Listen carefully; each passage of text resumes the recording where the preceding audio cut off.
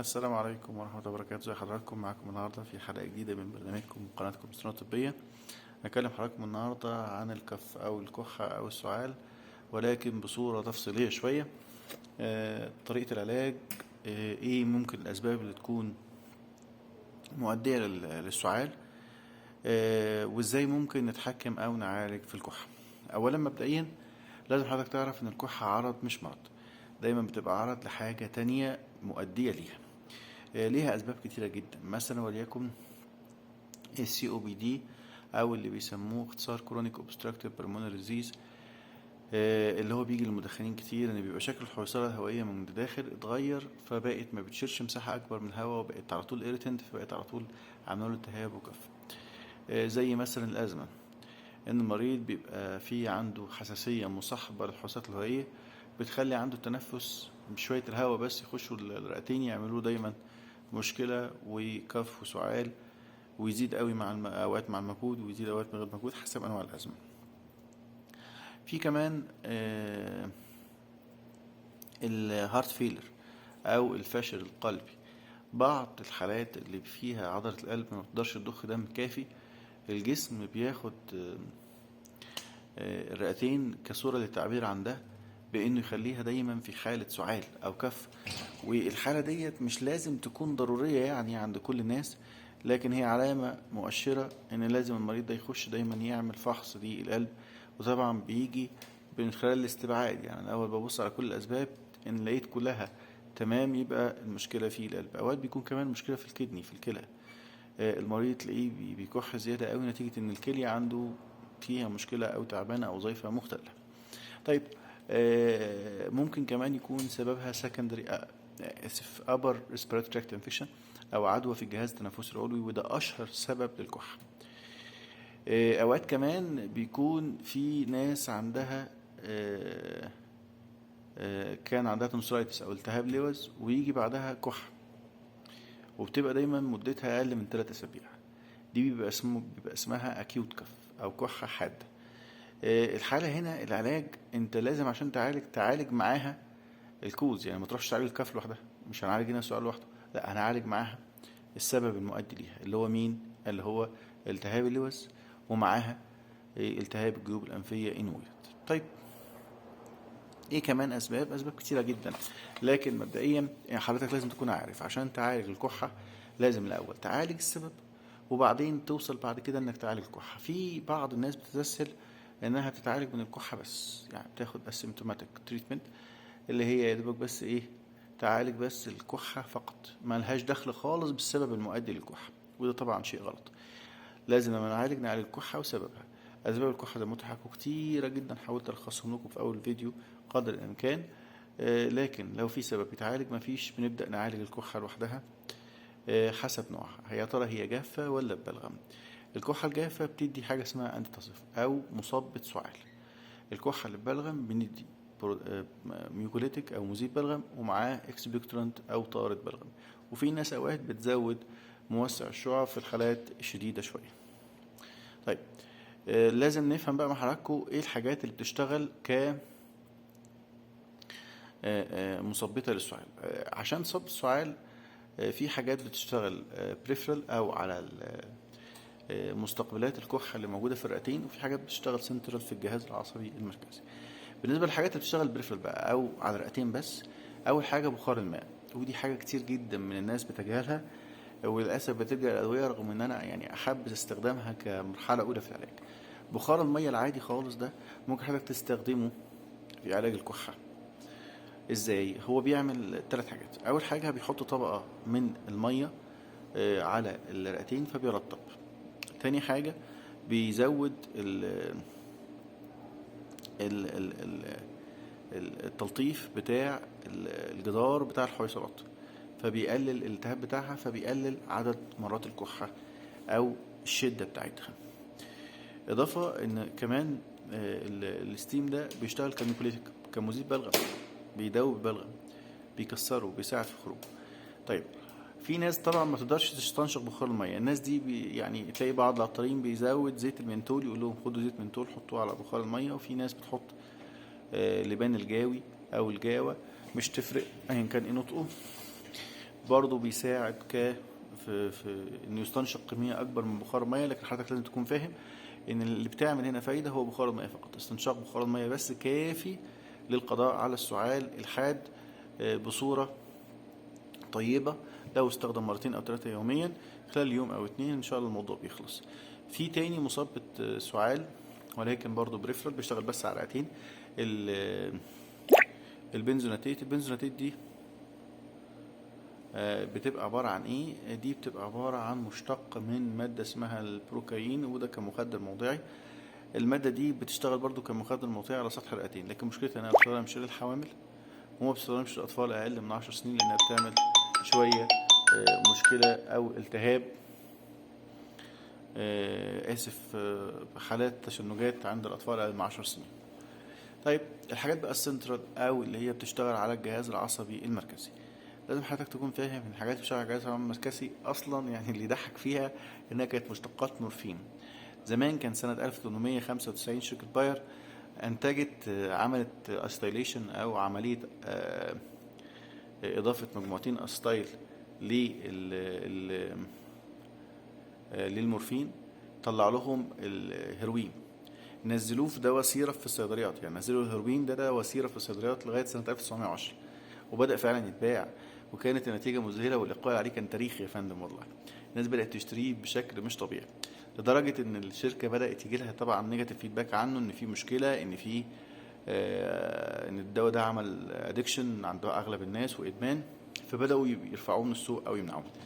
بدأوا العلماء يتجهوا لمادة أقل خطرا وهي الكودايين، ولكن برضه مع الوقت الثبت انها برضه تعمل فيزيكال ديبندنس او اعتماد، وان المريض ممكن يسيء استخدامها وتعمل له مشاكل عصبيه. فبداوا يستخدموا حاجات تانية برضه، الهيدروكيدون نفس الفكره برضه زي الكودايين، برضه نفس المشاكل من عيله بنيله. فبداوا يروحوا لمواد جديده خالص، وكان احدثهم الديكسترو ميثروفان. الديكسترو ميثروفان ده هو اشهر ماده حاليا موجوده بتشتغل سنترال عشان تعالج الكحه الجافه. ولكن لازم تكون فاهم حضرتك ان الماده دي بتركيزات عاليه او استخدامها السيء برضو يؤدي لي الاعراض جانبيه عصبيه، فلازم استخدمها بالجرعه المظبوطه.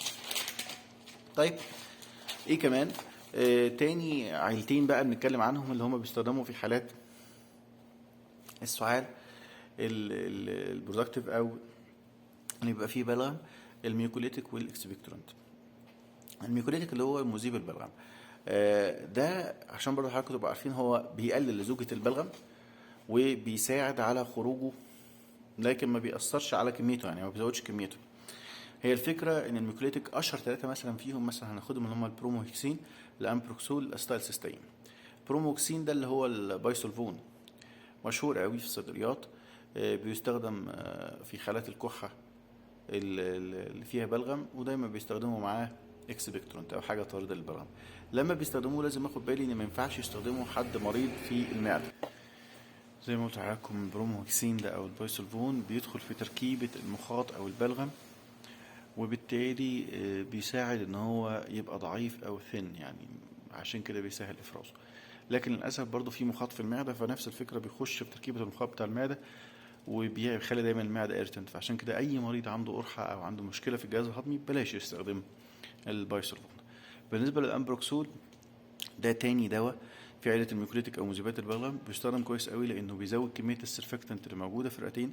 فلما بيزيد كميه السرفكتنت دي، يعني ايه سرفكتنت؟ يعني ماده شبه الصابون كده بتخلي البلغم ما يمسكش كويس في جدار الاوعيه الدمويه فيسهل طرده، فبرضه بيشتغل كميوكوليتيك او مذيب بلغم. تالت حاجه اللي هي الاستايلسيستين، وده بيبقى عباره عن اكياس فواره كده. الميزه فيه ان هو بيبقى بيحتوي على الاس اتش جروب، بيخش يكسر الخيوط بتاعت البلغم. خيوط البلغم دي بتبقى عباره عن جلايكوبروتين مرتبط ببعضه بروابط سلفايد. هو لما بيكسر السلفايد دي الروابط دي بيحط مكانها اتش، فبالتالي الخيوط بتاعت البلغم دي بتتكسر وتبعد عن بعضها، فعشان كده بيشتغل كمذيب بلغم. يبقى اتفقت مع حضراتكم ان الميوكوليتيك برضه ينفع يستخدم، ولكن في حاله ان الكحه يبقى مصحوبه ببلغم وبيستخدم معاه دايما اكسبكتورنت. دايما عشان نكون حضراتكم متفقين، الكحه الجافه دايما بيبقى فيها اوقات بتبقى الرجي، اوقات بتبقى بكتيريال انفكشن. لو هي بكتيريال انفكشن بيدي انتيبيوتيك، لو هي طبعا يفضل انتيبيوتيك جرام بوزيتيف، بشعه جرام بوزيتيف ما يبقاش برود سبيكترم. يعني ايه جرام بوزيتيف؟ يعني اشتغل على البكتيريا موجبة الجرام، ما تديش بقى يعني انتي بايوتيك واسع المدى، لان ده غلط على المناعة. او ان يبقى فيه حساسية عند المريض ده، في الحالة دي بدي مضاد حساسية مع الادوية اللي انا اديتها فوق. ده الشائع. ماليش دخل بقى هنا بوظائف كلى او وظائف قلب، يعني ماليش دخل هنا ان في مشكلة تانية عضوية. طيب بالنسبة كمان بقى للميوكليتيك او اسف الكحة اللي بيبقى فيها بلغم. الكحة المصحوبة ببلغم دي بيبقى دايما كرونيك، هي اصلا كحة كرونيك عند المريض مزمنة.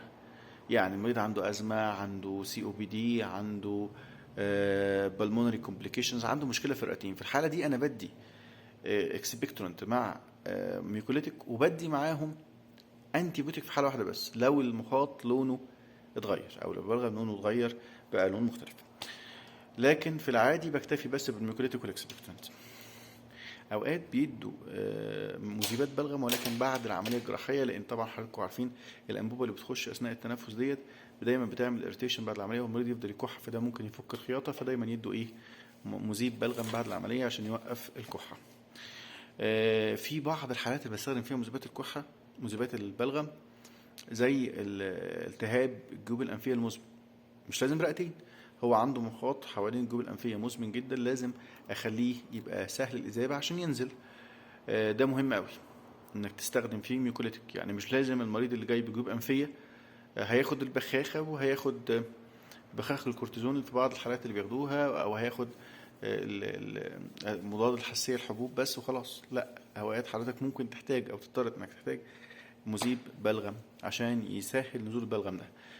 اوقات في بعض الحالات التهابات الاذن الوسطى، يعني بيبقى في حاجه اسمها بيسموها جلو اير، يعني بيبقى في التهاب في ماده شبه الصمغ كده موجوده في الاذن من الداخل، محتاجه تدوب. ففي الحاله دي برضو بنضطر ناخد مذيب بلغم بالبق او بالفم. بالنسبه بقى لطوارد البلغم، طوارد البلغم هم مشهورين ان هم مادتين، بوتاسيوم ايودايد والجوانافنسين. البوتاسيوم ايودايد بيستخدم وكويس، لكن ليه اعراض جانبيه كتير قوي، بيأثر على الغده الدرقيه، بيعمل اريتيشن في الجلد، في حكه في الجلد، اريتيشن او التهاب في الغدد اللعابيه، التهاب في اوقات كمان الجاستريك روت او الممر بتاع القناه الهضميه. كمان يعني مشاكله كتيره جدا، وكمان ميتال تيست بطعم سيء في الفم، فعشان كده ما يحبس دايما البدء بيه. الجوانافنزين ليه ميكانيزم مش معروف او طريقه مش معروفه، بيساعد اسف فيها في طرد البلغم، انه بيزود الحجم بتاع البلغم ويخليه دايما وطري او سائل، فيسهل طرده. نفس فكره ورق الجوافه اللي بيبقى عند العطارين برضه لما بتغلي، لان هو من نفس العيله بتاعه الكويك 3 دي اللي هي بتطلع جوانافنزين. في كمان الامونيوم كلورايد برضه بيستخدم كاكسبكتورنت، زي مثلا دواء الافيبكت موجود كتير في الاسواق. في امونيوم كلورايد، الامونيوم كلورايد برضه بيساعد انه يشتغل كاكسبكتورنت او كطارد بلغم، لكنه ضعيف شويه. انت بستخدم طارد البلغم مع مذيبات البلغم لو السبب الكحه مزمن، يعني الكحه قعدت اكتر من 3 اسابيع عند المريض، ممكن توصل ل8 كمان. في الحاله دي بنستخدم طارد مع مذيب، وممكن الجا لمضاد حيوي لو المريض فيه بلغم او مخاط ملون. امتى بستخدم مثبطات السعال بس، وممكن استخدم معها مضادات الحساسيه لو المريض عنده حساسيه مسببه للسعال. بستخدم انتي بايوتيك مع المثبط الكحه لو المريض عنده التهاب في الجزء التنفسي العلوي مع وجود بكتيريا او عدوى. اسال الله لي ولكم التوفيق. ما تنسوش من صلاتكم، ما تنسوش سبسكريبشن في القناه، ما تنسوش نشر الفيديو لنشر لعل الله ان شاء الله يكتب لكم الاجر. استودعكم الله والسلام عليكم ورحمه الله وبركاته.